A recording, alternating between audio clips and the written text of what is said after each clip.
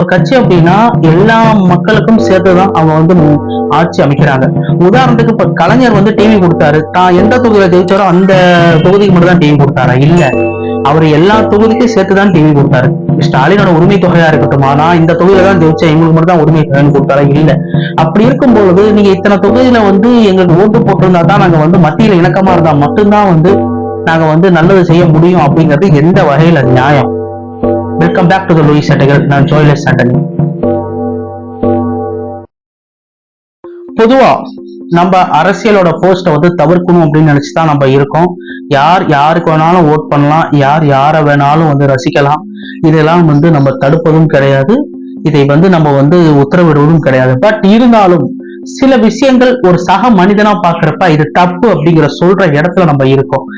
Budget ஒதுக்கிட்டாங்க, இது ஆக்சுவலா வந்து ஒரு வாரம் பழைய டாபிக், நான் அதுக்குள்ள போகவே இல்லை. இந்த பட்ஜெட் ஒதுக்குறது இதெல்லாம் வந்து அரசியல் தெரிந்தவர்கள் பேசிக்கொள்ளட்டும், அரசியல்னால ரொம்ப தெளிவடைந்தவர்கள் பேசிக்கொள்ளட்டும்னா அதுக்குள்ள நுழையில. பட் ஒரு சாமானியனா ஒரு காமன் மேன் அப்படிங்கிற ஒரு விஷயம் மட்டும் எனக்கு உறுத்திக்கிட்டே இருந்துச்சு.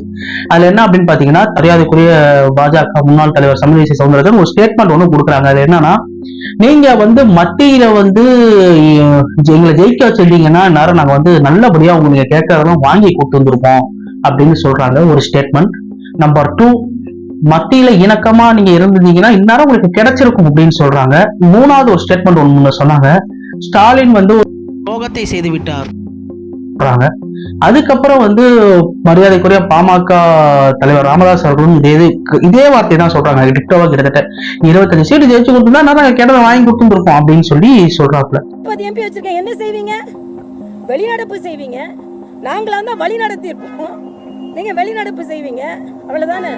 நான் போன வாட்டியே ஒரு பதிவு போட்டேன், காதறந்த ஊசி மாதிரிதான், எதுக்கும் பயன்பட மாட்டாங்க இவங்கெல்லாம். போய் கலாட்டா பண்ணுவாங்க, வெளிநடப்பு செய்வாங்க. இங்க உள்ள MP கடிதம் எழுதுவாங்க. அதனாலதான் ஸ்டாலின் தப்பு செஞ்சுட்டாரு. ஏனென்றால் மத்திய உள்ள ஆட்சியோடு இணக்கமாக இருந்தால் தமிழ் மக்களுக்கு நல்லது நடக்கும். உங்களுக்கு அது தேவையில்லை, வெறும் அரசியல் தான் உங்களுக்கு தேவை. அதனால தமிழ் மக்களுக்கு நீங்கள் துரோகம் இழைத்து விட்டீர்கள் என்றுதான் நான் தெளிவா சொல்ல முடியும்.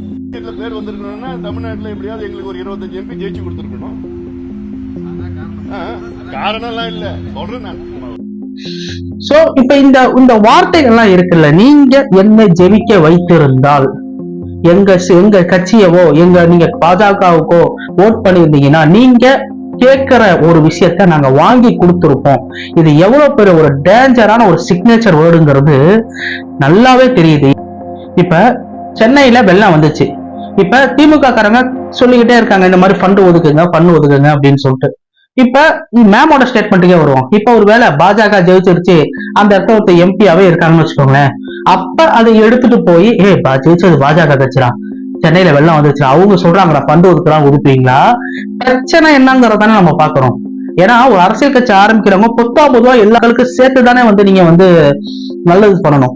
இப்ப சென்னையில உள்ள ஒரு பாஜக எம்பியா இருக்கிற ஒரு சப்போஸ் இருந்தாரு அப்படின்னா, வெள்ளம் இருக்கு அப்படின்னு சொன்னா அதுக்கப்புறம் ஸ்டெப் எடுப்பீங்க. அப்படின்னா உங்க தொகுதியிலேயோ இல்ல உங்க சாராரோ யாராவது ஜெயிச்சிருந்தா மட்டும்தான், அவங்களுக்கு ஏதாவது பிரச்சனை வந்தா மட்டும்தான் நீங்க வந்து காப்பாத்துவேன்னு சொல்றது எந்த வகையில நியாயம்? இப்ப நான் ஒண்ணு சொல்றேன், கலைஞரோட ஒரு டிவி ஒரு எல்லாத்துக்கும் அப்ப ரொம்ப புதுசா இருந்த ஒரு விஷயம் அது. கலைஞர் அவர்கள் எல்லாத்துக்கும் டிவி கொடுத்துக்கிட்டு இருக்கப்ப யாருக்குமே வந்து பாரபட்சம் பார்க்கல. திமுகவும் சரி அதிமுகவும் சரி, தனக்கு எந்த தொகுதி மக்கள் ஓட்டு போடலையோ அவங்கள ஓட்டு போட வைக்கிறதுக்கு என்ன பண்ணணுமோ அதைத்தான் யோசிப்பாங்க ஒழிய, தனக்கு யாரு ஓட்டு போடலையோ அவங்களுக்கு என்ன நான் நல்லதே பண்ண மாட்டேன்னு சொல்லிட்டு தூக்கி எறிகிற ஒரு சிந்தனையோ ஒரு சித்தாந்த கொள்கையோ யாருமே இங்க வந்து கடைபிடிக்கலைங்கிறது தான் நிதர்சனமான உண்மை. ரெண்டாவது, நீங்க ஒரு வார்த்தை இன்னொரு ஸ்டேட்மெண்ட் கொடுக்குறாங்க எல்லாருமே, என்னன்னா எங்களுக்கு ஓட்டு போட்டா நீங்க கேட்கறத கொடுத்துருப்போம் அப்படின்னு சொல்றாங்க.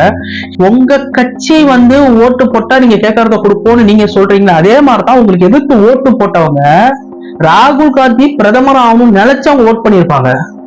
ராகுல் காந்தி வந்து பிரதமர் வேட்பாளரா மாத்தணும், அவங்க நல்லது பண்ணுவாங்க நினைச்சு பண்ணிருப்பாங்க. சரி, ஓகே.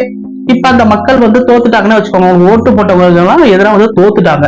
அப்ப வந்து என்ன ஆகுதுன்னா, அவங்களுக்கும் சேர்த்துதானே நீங்க வந்து தமிழ்நாடுங்கிறத விட்டுருங்க, மொத்த இந்தியாவுக்கும் நான் பிரதமர்னு சொல்றதான அரசியல் சாசனத்துல கையெழுத்து போடுறீங்க. பாரபட்சம் பார்க்காம நான் வந்து நல்லபடியா ஆட்சி புரிவேன்னு சொல்லி பண்றீங்க. தமிழ்நாட்டுல எந்த பிரச்சனையுமே இல்லையா?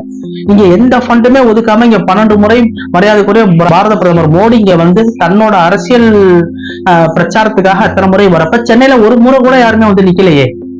இன்னொரு விஷயம் சொல்லணும்னா, நிறைய மக்கள் வந்து ஆளுங்கட்சிக்கு எதிராக, அதாவது திமுகக்கு எதிராக நிறைய பேர் பேசினாங்க. ஏன் அவங்க வந்து பார்க்கல போகலாம், இங்க எமோஷனலா பார்க்கணும். இங்க வந்து யார் ஜெயிக்க வச்சிருக்காங்க அப்படிங்கிற ஒரு விஷயத்தையே விட்டுருங்க. இப்ப எங்களுக்கு ஓட்டு போட்டா நான் வந்து ஜெயினாரா வந்து நாங்க உங்க தமிழ்நாடு தேவையை வந்து நாங்க சொல்லி இருப்போம் அப்படிங்கிறாங்கல்ல. சார் நான் கேட்கிறேன், இப்ப ஓட்டு போட்டு தமிழ்நாடு தேவையை வந்து இப்ப பொதுவா பாஜகவோ ஏதோ பிற கட்சிகளோ கூட்டணி கட்சிகளோ அங்க ஜெயிச்சு தமிழ்நாட்டுல ஒரு பிரச்சனை இருக்குன்னு போயிட்டு நீங்க பாராளுமன்றத்துல போய் சொல்றீங்க, இருக்கட்டும் தான், அப்படியே ஒரு பக்கம் வைப்போம். இப்ப திமுக 40 தொகுதி எம்பி சீட்டு ஜெயிச்சவங்க அதே பிரச்சனை தானே பாராளுமன்றத்தில் சொல்றாங்க. அப்ப ஏன் அந்த காது மடல்கள் கேட்க மாட்டேங்குது? பிரச்சனை தானே பேசணும். யார் இந்த பிரச்சனையை முன்னோக்கி சொல்றாங்கிறத நீங்க பார்த்து என்ன பிரயோஜனம் சொல்லுங்க பார்ப்போம். ஒரு பிரச்சனைக்கு தீர்வு காணணுங்கிறதுக்கு தாங்க அரசியல். இந்த அரசியலை வச்சு பிரச்சனை பண்றதுங்கிறது அது எந்த வகையில நல்லா அரசியல்? அதுல ஒரு பிரயோஜனமே இல்லையே. இப்ப மகளிர் உரிமை தொகை கொடுக்கிற மரியாதைக்குரிய முதலமைச்சர் ஸ்டாலின் அவர்கள் ஒரு ஸ்டேட்மெண்ட் ஒண்ணு கொடுத்தாரு, கவனிச்சீங்களா? எனக்கு யார் ஓட்டு போடலையோ அவங்க ஏன் உங்களுக்கு ஓட்டு போடலன்னு நான் சிந்தனை தூண்டுற அளவுக்கு நான் நல்லது பண்ணுவேங்கிற. அதுதான் அரசியல். தனக்கு யார் ஓட்டு போடலையோ அவங்களுக்கு வந்து சிந்தனை தூண்டணும், அதுதான் அரசியல். அதை விட்டுட்டு நான் ஓட்டு போல நான் செய்ய மாட்டேன் அப்படிங்கிறதுக்கு பேர் அரசியல் கிடையாது. அது வந்து எப்படி சொல்றது, ஒரு பழிவாங்கும் எண்ணமா தானே பாக்குற மாதிரி இருக்கு. இந்த தமிழ்நாடு கிட்டத்தட்ட அப்படியே பழகிடுச்சு. இது இங்க ஆரம்பிக்கல அந்த கதை. இந்த கதை வந்து கிட்டத்தட்ட எங்க ஆரம்பிச்சிருக்கு அப்படின்னா 1938 இருந்து இந்த கதை ஆரம்பிச்சிருக்கு.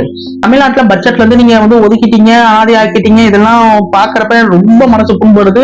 நிறைய வல்லுநர்கள் அதை பத்தி பேசியிருக்காங்க. சரி, ரைட்டு. நான் இன்னொன்னு கேட்பேன், சப்போஸ் இப்ப உங்களுக்கு ஓட்டு போட்டாங்கல்ல, பாஜக மக்கள் ஓட்டு போட்டிருப்பாங்கல்ல, நீங்க தமிழ்நாடு பழி வாங்குறப்ப அந்த ஓட்டு போட்ட மக்களையும் சேர்த்துதானே இங்க வந்து பழி வாங்கிட்டு இருக்கீங்க.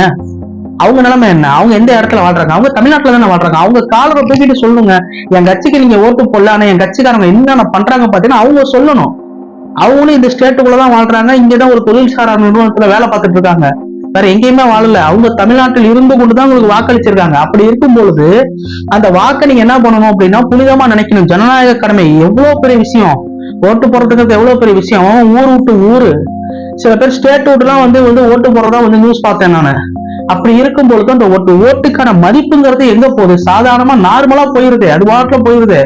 அதுக்கான அர்த்தம் என்ன? அதுக்கான மீனிங் என்ன? எத்தனை ஓட்டை நீங்க வேஸ்ட் பண்ணி அசால்ட்டா ஒரு ஸ்டேட்மெண்ட் கொடுத்துட்டு போயிடுறீங்க. அப்ப தமிழ்நாடு வந்து திக்கு திக்கு திக்குன்னு தான் இருக்கணுமான்னு என் நண்பர் ஒருத்தர் எக்ஸாம்பிள் சொன்னார். அவர் என்ன சொன்னார்னா, ஒரு பிரின்சிபால் வந்து இப்போ ஒருத்தர் இருக்காரு ஸ்கூல்ல, அவர் எப்படி முன்னேறினார்னா ஸ்கூல் டீச்சர் ஆகி அதுக்கப்புறம் வந்து படிப்படியா முன்னேறி ஒரு பிரின்சிபாலா மாறிட்டாரு. அப்படி இருக்கும்போது அவர் ஒரு நாள் ஒரு பழைய கிளாஸ்க்கு போயிருக்காரு. அவர் போயிட்டு இப்ப இருக்கிற மிஸ் உனக்கு பிசிக்ஸ் எடுக்கட்டுமா இல்ல நான் பிசிக்ஸ் எடுக்கட்டுமா அப்படின்னு கேட்கிறப்ப அங்க இருக்க ஸ்டூடெண்ட் சொல்றாங்க, இப்ப இருக்கிற கிளாஸ் டீச்சர்ஸ் வந்து எங்களுக்கு வந்து பிசிக்ஸ் எடுக்கட்டும் பிரின்சிபல் மேம், நீங்க வேணாம் அப்படின்னு சொல்லிட்டாங்களாம். இதை நோட் பண்ணி சொல்லிட்டாங்க. இதை கேட்ட அந்த பிரின்சிபல், எனக்கா என்னமா வந்து இப்படி பண்றீங்க, என்னமா பாருன்னு சொல்லிட்டு அங்க இருக்கிற ஒவ்வொரு ஸ்டூடெண்ட்ஸையும் வந்து வேற மாதிரி ஃபைன் போட ஆரம்பிக்கிறது, அதே மாதிரி ஸ்பெஷல் கிளாஸ் வந்து 7-8 மணிக்கு சொல்லிட்டு கொடுமைப்படுத்த ஆரம்பிச்சாங்களாம். இதே வாழ்க்கை என் லைஃப்ல ஒண்ணு நடந்துச்சு. என்னன்னா, நான் ஒரு ஸ்கூலுக்கு படிச்சேன். அந்த ஸ்கூல்ல நான் வந்து டியூஷனே சேராத பீரியட். அப்ப ஒரு இங்கிலீஷ் டீச்சர் வந்து என்னை வந்து டென்ஷனாவே இருப்பாரு, என்னை பார்த்தாலே டென்ஷன் ஆவார். அப்படி இருக்கும் பொழுது அவர் டியூஷன் சேர்ந்ததுக்கு அப்புறம் பாத்தீங்க அப்படின்னா அந்த வார்த்தையை நிப்பாட்டிட்டாரு. சோ அவர்கிட்ட டியூஷன் சேர்றாங்க அப்படின்னா ஒரு முகம் இருக்கு, டியூஷன் சேரலன்னா ஒரு முகம் இருக்கு. சோ இந்த மாதிரி ஒரு பிரச்சனைகள் தான் ஒழிக்கப்பட வேண்டும். நான் அதான் சொல்லுவேன், நீங்க அரசியலுங்கிறது எவ்வளவு பெரிய விஷயம், எவ்வளவு நல்லது பண்ணலாம், வாழ்றது ஒரு வாழ்க்கை. அதை விட்டுட்டு நான் வந்து ஜெயிச்சாதான் வந்து அதான் நல்லது பண்ணுவேன், எங்களுக்கு ஓட்டு போட்டீங்கன்னா நிறைய பேசியிருப்போம் அப்படின்னா, சென்னையில பிளட் வந்தாலும் சரி, இங்க ஏதோ ஒரு சுனாமி வந்து இங்க தமிழ்நாடே பாதி அழிவு வந்தாலும் சரி, அது உங்க கட்சிக்காரங்க சொல்லிதான் அந்த நல்லது நீங்க பண்ணணும். இல்ல யாரு சொன்னாலும் பிரச்சனை தான். இதுதான் நிதர்சனமான உண்மை. இந்த பிரச்சனை இங்க ஆரம்பிச்சுச்சா? ஏன் தமிழ்நாடு தனிச்சையா தெரியுது? இது எங்க ஆரம்பிச்ச கதை? ஆல்ரெடி நான் சொன்ன மாதிரி 1938 ஆரம்பிச்ச கதை. தமிழ்நாடு எப்போதுமே தனிச்சையா தான் இருக்கும். காரணம் என்ன? தமிழ்நாடு வந்து உணர்வு கலந்தது. அதோட மொழிக்கு போர்ல செத்தவங்க அத்தனை பேர் இருக்காங்க, தமிழ வந்து உயிரா நிலைச்சு இருக்கிறவங்க அத்தனை பேர் இருக்காங்க. இந்த கல்ச்சர் வேற, இந்த ட்ரெடிஷனல் மெத்தடே வேற, இங்க இருக்கிற ஃபார்மே வேற. இங்க கிட்டத்தட்ட தமிழ்நாடு வந்து தனிநாடா கேட்கிற அளவுக்கு இங்க மக்கள் தனி தீவுல வாழ்ற மாதிரி தான் இருப்பாங்க. 1938 மெட்ராஸ் மாகாணத்துல முதல்வர் ராஜாஜி மொழி திணிப்பை வந்து ஹிந்தி மொழி திணிப்பை வந்து கொண்டு வந்தாரு. அப்படி இருக்கிறப்ப இங்க இருக்கிற சில மூத்த அறிஞர்கள், தமிழ் அறிஞர்கள், அவர்களாம் என்ன செஞ்சாங்க, இது வந்து கலை இலக்கிய பண்பாட்டை அழிக்கிற முயற்சி, இது வந்து இன அடக்குமுறை, மொழி திணிப்பு அப்படின்னு சொல்லி பல போராட்டங்களை நடத்தி கிட்டத்தட்ட ஹிந்திய உள்ள வரக்கூடாதுன்னு சொல்லல, ஹிந்தி திணிப்பை தான் தப்புன்னு சொல்றோம்னு சொல்லி ஏகப்பட்ட போராட்டங்களை பண்ணாங்க. மொழி எதிர்ப்பு போராட்டம் நடந்தது முறையே திருச்சியில தான். 1940 திரும்பவும் ஹிந்தி திணிப்பு வந்து போராடினாங்க. மத்திய அரசு இதை பார்த்து பயந்துகிட்டு திருப்பி பேக் ஆனாங்க. 1948 திரும்பவும் வந்து அந்த பிரச்சனை பண்றாங்க. அந்த பிரச்சனை பண்றப்ப மத்திய அரசு பேக் ஆகுது. அத்தனை பேர் வந்து இறந்து போறாங்க.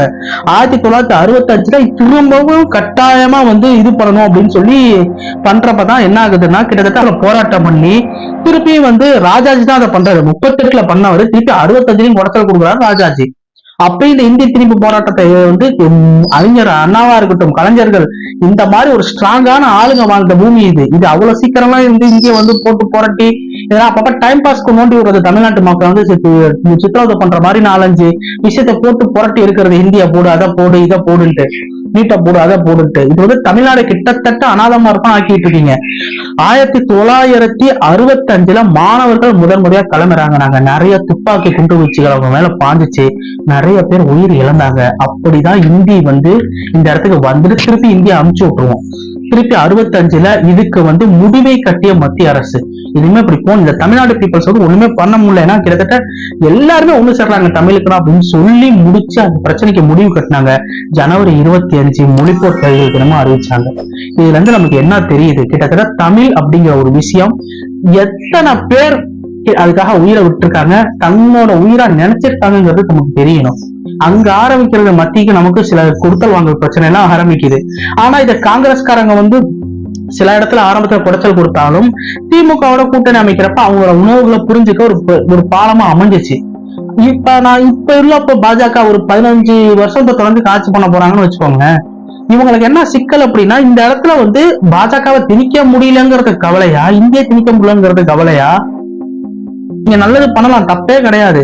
நீங்க நல்லது பண்ணுங்க. நீங்க வந்து அந்த ஃபண்டை ஒருவேளை அந்த வெள்ள நிவாரண நிதியை ஃபண்டை ஒதுக்கிண்டா அன்னைக்கு நிர்மலா சீதாராமன் அவங்க அம்மா அவங்க என்னென்ன பேசுறாங்க நம்மையார், அவங்க பேசுறதெல்லாம் பார்த்தா ரொம்ப கஷ்டமா போச்சு.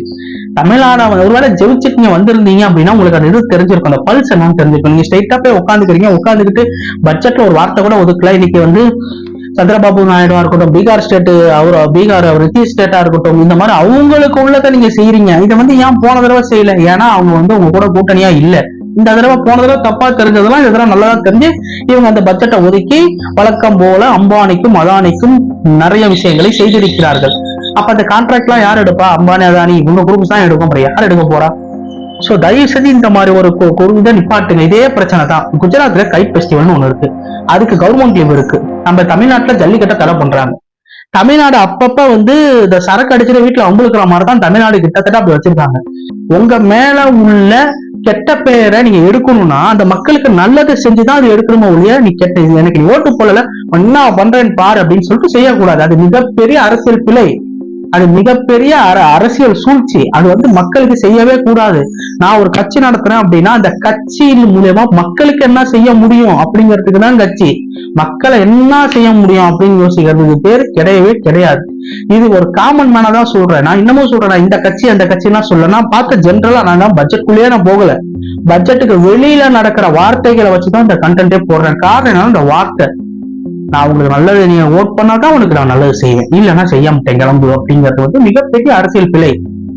நம்ம யார் வந்தாலும் சரி, இப்ப நான் ஒரு கிளாஸ் லீடரா இருக்கேன் அப்படின்னா எனக்கு ஒரு 6 பேர் ஓட்டு போட்டிருப்பேன். அந்த 6 பேருக்கு மட்டும் நான் நல்லது பண்ணக்கூடாது, 40 பேர்த்துக்குமே நான் நல்லது பண்ணணும், படிக்கிற எல்லா பிள்ளைங்களுக்கும். அதான் வந்து சமத்துவம்.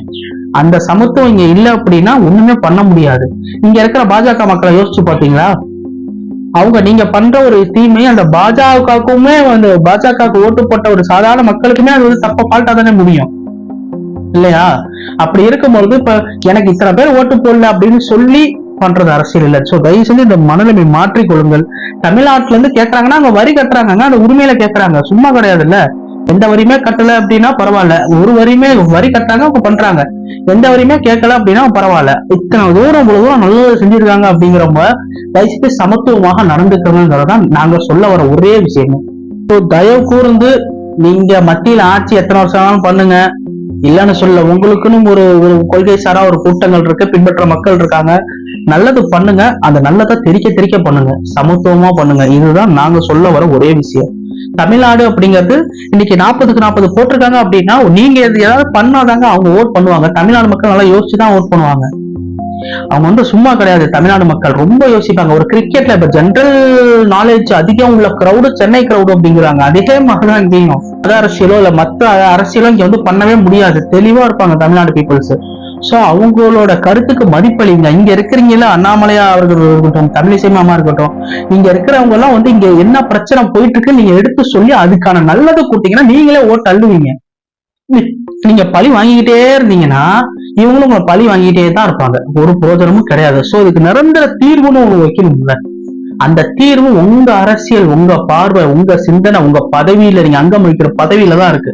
அதுக்கான செய்கையில தான் இருக்கு. சோ தயவு செஞ்சு இந்த மாதிரி பண்ணாதீங்க. இதைத்தான் நான் ஒரு காமன் மேனா நான் சொல்றேன். சோ ஹோப் இந்த வீடியோ உங்களுக்கு பிடித்திருக்கும் அப்படின்னு நான் நம்புறேன். இந்த வீடியோ பிடிச்சிருந்தா லைக் பண்ணுங்க, ஷேர் பண்ணுங்க, சப்ஸ்கிரைப் பண்ணுங்க, அண்ட் கூட இருக்க பெல் ஐக்கானையும் பிரஸ் செய்து கொள்ளுங்கள். And thank you and love you all.